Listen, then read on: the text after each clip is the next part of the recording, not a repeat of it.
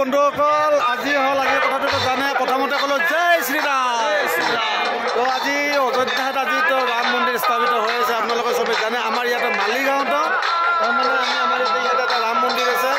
মালিগাঁৱত গুলপাকৰ ওচৰতে ৰাম মন্দিৰত আমি তাৰমানে আজি তাৰমানে ৰাইজে সকলো ৰাইজে মিলি পেলাই ইয়াতে নাম প্ৰসংগ সুন্দৰ কৰি সকলো অনুষ্ঠান আজি কৰিছে সকলো কাৰণে ভাল আপোনালোকে দেখা পাব মই আপোনালোকক দেখাই আছোঁ আপোনালোকে খালি চাওক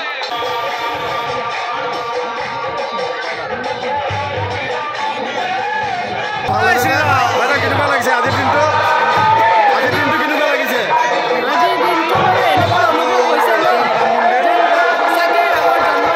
জয় শ্ৰীৰাম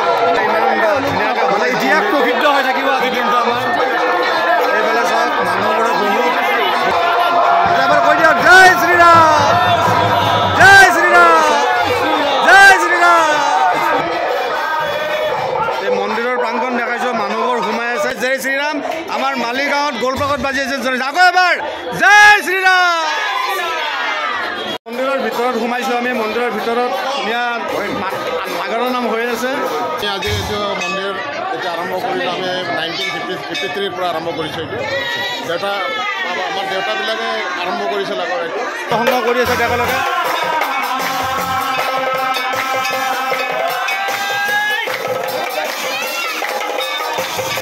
আজি এটা আমাৰ হিন্দুৰ কাৰণে ভাল এটা দিন আজি বহুত ভাল দিন আজি মানে আমাৰ নতুন মন্দিৰটো প্ৰাণ প্ৰতিষ্ঠা লগতে আমাৰ মালিক আমাৰ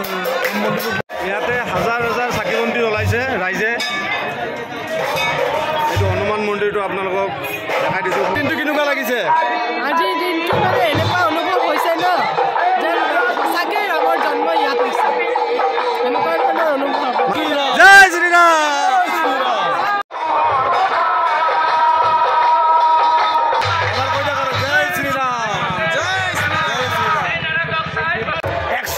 কলগছত 15,000 চাকি আৰু 120টা কলগছত শেষতে ভিডিঅ'টো চোৱাৰ বাবে আটাইলৈ ধন্যবাদ জ্ঞাপন কৰিছোঁ আৰু লগতে মোৰ চেনেল ভিডিঅ'খন চেনেলটো যদি আপোনালোকে ছাবস্ক্ৰাইব কৰা নাই ছাবস্ক্ৰাইব কৰি দিব আৰু মোৰ এই ভিডিঅ'টো যদি পেজত চাই আছে প্লিজ